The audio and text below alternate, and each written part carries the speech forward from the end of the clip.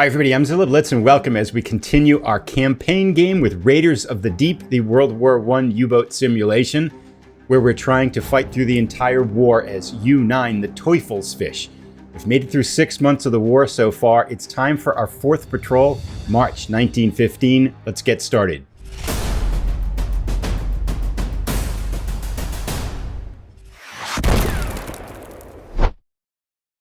Let's do a quick overview before we head out on our 4th patrol. Our first 3 patrols, we had 2 successes. Our last patrol was an abject failure as we encountered nothing in our winter patrol in the North Atlantic.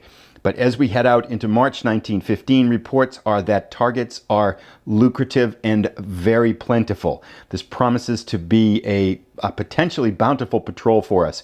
And to further help us out, cruiser rules are no longer in effect, which means it is open hunting season on unescorted merchant shipping. We can blow them right out of the water. We still can try to capture them if we would like to, but we don't have to go by any of those cruiser rules. However, there are also reports out there that the British now have what are called Q ships, which means that they look like merchant ships, but they are actually military vessels disguised as merchant ships. So we could potentially run into one of those, which could be a nasty surprise. Allied forces still do not have depth charges. This promises this could potentially be a very big patrol for us. Our Type U-5 patrol, the U-9 Teufelsfish, is armed as it was on its previous mission, which means we have our good torpedoes in the forward tubes, our second best torpedoes in the aft tubes, and then our weaker torpedoes ready for reloading. We'll head out now into the North Atlantic. Here is our patrol route, which is our standard route. We'll have 2 transit zones, 3 search zones in the British Isle. Our subs range is shorter, so we don't get to extend for that 4th zone. Then back through the transit zones and into Wilhelmshaven. Now, one quick note, on the previous 3 patrols, I was rolling for special agent missions to see if we would have one. However, this type of sub, this U-5, doesn't have that capacity, so I should not have made those rolls. We don't have the potential with this type of U-boat to have special agent missions, so I will skip it this time and should have skipped it on the 3 previous patrols. We didn't get one anyway, so it didn't really impact our playthrough, but it's just I wanted to make a note of that. And so with that being said, it's time for us to get our March 15th patrol underway. Let us head into our first transit zone. The transit zone probabilities have not changed. We're hoping for something in the middle and not hoping to run into a mine. A 7 again. If you recall, in the previous patrol, we consistently rolled 7s in pretty much every place we went. But we get through our first transit zone. The North Atlantic beckons. Can we make it through our second transit zone? Another 7. And we are out into the open ocean. It is time to hunt. And as we can see here now on our hunting chart, the targets and the capacity for us to run into targets has greatly expanded. If we keep rolling 7s, we'll see 2 ships, which would be both unescorted. That would be a juicy target indeed. We get a 5. Oh my gosh, that's nothing. We went right between the 4 and the 6. So our first zone, despite the potential for many targets, we have found nothing at all. By the way, I do want to mention, people sometimes ask me, I don't doctor or manipulate these die rolls at all. So what happens, happens. And if we get destroyed by a mine, we get destroyed by a mine. If our torpedoes miss, they miss.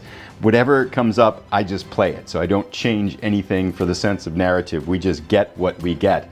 Into our second zone, a 10 ship plus escort. Very interesting. Okay, so let's see what type of an escort, see what type of a ship it is. We do have an escort here. We'll see whether it's day or night, so let's set up this encounter. So first we need to see whether this is a large freighter or a small freighter. On a 1 to 5, it's a small freighter, and we get a 5, so it is a small freighter. Now, the potential targets here have expanded quite a bit. We're going to roll 2 .d6s here. The black die will be our first die roll to determine the specific target we've encountered here. We get a 32. Looking on our chart, we get the 1,600-ton Fingal. So this will be a small freighter. Next thing we need to roll up is to see whether it's day or night. We're hoping for night, and I think we're going to need to attack because we only have 1 more zone. We get day. Now we could try to follow. If If we wanted to try to follow, it would be a 1 to 4 chance, but I think we're going to need to go in and attack. I don't want to risk not getting this target. So given that it's daytime, we're going in submerged and we're going in at medium range, because if we went into close range, we would have to kind of evade detection already. We are going to fire our 2 best torpedoes from the forward tubes. We're not going to fire a double salvo, because that would tilt the odds for detection after this attack against us. So we're firing here both torpedoes, G6 torpedoes, at the small freighter, hoping for one good hit here. So at medium range, we have a 0 to 7 is what we need to hit. And our dud capacity on these G6 torpedoes here is a 1 or a 2. So the black die represents the dud roll. Fire 1. 8 and a 6. It's a good torpedo, but it slides by and misses the target. Fire 2. 8 and a 2. It's both a dud and it misses. We go 0 for 2 on our torpedo shots to start this campaign out. That's really sad. And now we must survive detection. So in order to survive detection here, because we're firing torpedoes during the day, we get a +1 on detection. Normally it would be, in this case, at medium range, a 0 to 8. But because we've fired torpedoes during the day, it is 0 to 7. Hopefully the escort can't find us. It does. The torpedo lines gave us away. So we get an attack here by the escort. This will be a ramming attack. This could be potentially dangerous here. It's a +2 on a ramming attack. This was actually one of the common ways that U-boats were sunk in World War I. A +2 on the ramming attack, if we get a 13 or more, so an 11 or 12, we are sunk. And if it's a modified result of 7 or less, are ineffective. Otherwise, we're going to take some damage. Let's get a nice low roll. Yes! 5 + 2 is 7. 7 or less, it's ineffective. We have evaded the escort.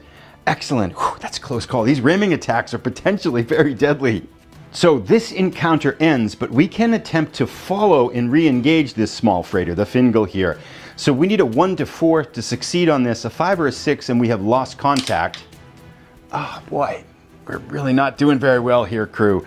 A 6, we lose contact with the Fingal and its escort, and this patrol zone encounter ends with no success. We will reload our remaining 2 torpedoes into those forward tubes. There are lesser torpedoes, but we still have 4 torpedoes left, and we still have 1 zone to go. Let's hope for better days now.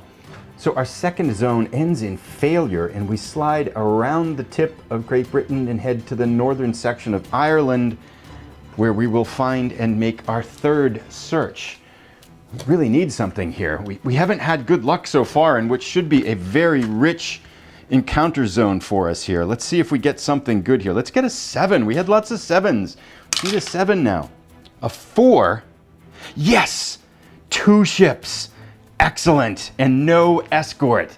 Oh, this is a fish in a barrel here. So first we need to roll to see what size they are. 6, they're big. 1 to 5, they're small. We get 2 small targets here. Let's see specifically which ships those are. 13 is the 1,100-ton Princess Victoria. And then the second potential target is 62, the 3,500-ton Delmira. Now, this is interesting because the Delmira, if we capture a ship, it counts as double tonnage. So I'm going to think on this for a second here. So the way the unescorted attacks work, we are going to come in on the surface and we can come right up to close range. We can expend 1 type of ammo at our target, see the result, and then decide to expend another type of ammo, then see the result and just decide to expend another type of ammo. So we're going to go with our deck gun first, firing both rounds of ammo from that. If we go through that, we're going to use our torpedoes and the aft torpedoes, then we're going to use the forward torpedoes, and after that round, then if there's still targets left, then we have to see whether the escorts would show up. We will roll to see if it's day or night. At the moment, this doesn't have really any impact because we're still going to get a bonus here. It is daytime, so we will put that there. And now we get our first 2 shots. Unfortunately, we have a 37 millimeter deck gun, which is really wimpy, unfortunately. So it's unlikely to do a lot of damage. But again, we only need 2 hits. We're gonna go right for the Delmira first, firing bolt shots at the Delmira here. For a hit at close range, we need a 0 to 8. There are no duds, of course, with this, and there are no other modifiers. So here's our first shot. 7 hits. We drill the side of the Delmira. Second shot goes wide and misses. Now, the 3.7 centimeter deck gun has a +3 modifier on it. So we will not sink the Delmira with this. So let's see what happens here with our first shot. We get a 2 + 3 is a 5. So we do 1 damage on the Delmira, putting a heavy hits on it, but it is not sunk yet. So that means we have our next decision to make, which will be, let's go with our aft torpedoes, which are the better torpedoes. And let's fire 1 at the Delmira here and 1 at the Princess Victoria, because that way if this hits, we still have 2 torpedoes after this to figure out what we're gonna do. So let's see how these torpedoes look. We do get a -1 unescorted surface torpedo bonus on this. No penalties apply on this one because we're at close range. It's looking pretty good. It's 0 to 8, but because we have the unescorted surface, we need 0 to 9, and this is a C6 torpedo, which is a dud on a 1 or a 2. Fire 1, we'll do the Delmira first. A 5 and a 4, it hits. So the Delmira will definitely sink because we're going to do at least 1 point of damage. The torpedo is not a dud. Let's see about our shot on the Princess Victoria. It's a 1, so it's a dud. It hit, but it's a dud. However, we have 2 torpedoes left to fire at the Princess Victoria, but let's check first for the damage on the Delmira here. Our torpedo, we got it here. We could potentially blow it way out of the water. We do, 3 damage. So the Delmira explodes in fractures and sinks below the waves. The Princess Victoria tries to run, but we're not done yet. We have our last 2 torpedoes to fire, which are the C-3591s from our forward tubes here, still at close range and still with an unescorted surface torpedo bonus. Ducks in a barrel here, fish in a barrel. We need a 0 to 8 because we're at close range. It's -1 because it's an unescorted surface torpedo. 0 to 9. And now the C-3591 has been improved. Earlier in the campaign in 1914, these were duds on 1 to 3. Now they're only a dud on 1 to 2 because we're into 1915. So 0 to 9. Let's get a hit here. We could use 2 hits. 1 might do it. Fire 1. A 9 hits and a 5. It's a good torpedo. First torpedo slams into the side of the Princess Victoria. Second torpedo, 8 and a 4 hits, also not a dud. We're gonna do at least 2 damage on this. This will take care of the Princess Victoria. We do a 4, which does 1 damage, and a 3, which does 2 damage. So 2 total damage. The Princess Victoria explodes. We've expended all of our torpedoes. We have none left. But we take out both the Delmira and the Princess Victoria. We submerge below the waves and leave the scene of the battle. Yes, we got something. That was good. I was a little nervous as we're going into our last zone there. Excellent work, crew. Very good job. We will get a crew promotion. Someone might get a promotion, or our entire crew might get better when we get back to the harbor port, assuming we get back. We still have dangers to successfully cross. Back at sea now, after sinking 2 ships here, we head back into our first transit zone. Let's hope the fates are with us here. Let's get through. A 9, we're through the first one. Excellent. Let's get to our second one here and hopefully back in port. The second one, 7. I saw that 1 come up and it scared me again. No mines, no ships, and we are back in Wilhelmshaven. A successful patrol, yes! It was looking a little bit dangerous after that first encounter, but we rallied in our last zone, getting 2 unescorted ships and putting them both below the waves. Let's summarize our 4th patrol. A success, giving us 3 successes now and 1 failure. We sank the 1,100-ton Princess Victoria, a light freighter, small freighter, and then the 3,500-ton Delmira, which gives us 4,600 tons of total tonnage on this patrol alone. That's actually more than we've gotten in the first 3 patrols altogether. Added to our previous 3,600 tons, we now have 8,200 tons of total tonnage sunk, 3 successful missions and 1 failure. Now, in case you're wondering, we need 50,000 tons to get out of the loss category in the game, to get into the draw category. So we have a long way to go before we've even kind of achieved any kind of remote success in the game. However, we have one thing left to do. This is our 3rd successful patrol, and every 3 successful patrols, we roll for a crew upgrade. On a 1, we roll 1d6. On a 1, it's an engineer. 2 is the doctor. 3 is the first watch officer. 4 is our second watch officer. And a 5 or a 6, our entire crew gets improved here.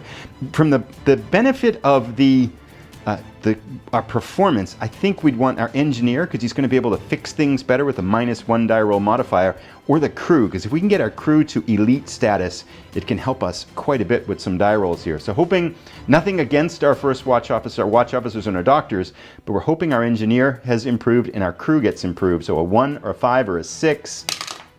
Yes, excellent. Good, so our crew increases here. Oops, I've slipped that up a little bit. We need to get we are now trained, and we go up to veteran status. So we replace our trained status now with veteran status. I think there are some places where that's going to give us some direct die roll modifiers, but we have gotten better, which is excellent. Next step up is elite, which would be a fantastic level to get to. And with that, our 4th patrol comes to an end. Excellent work, and congratulations to our crew and all our officers aboard. We've advanced. Our crew has gotten a better performing crew. We sank 2 ships. All in all, a success. Now, we will refit for the month of April 1915. We will be back out to sea in May 1915.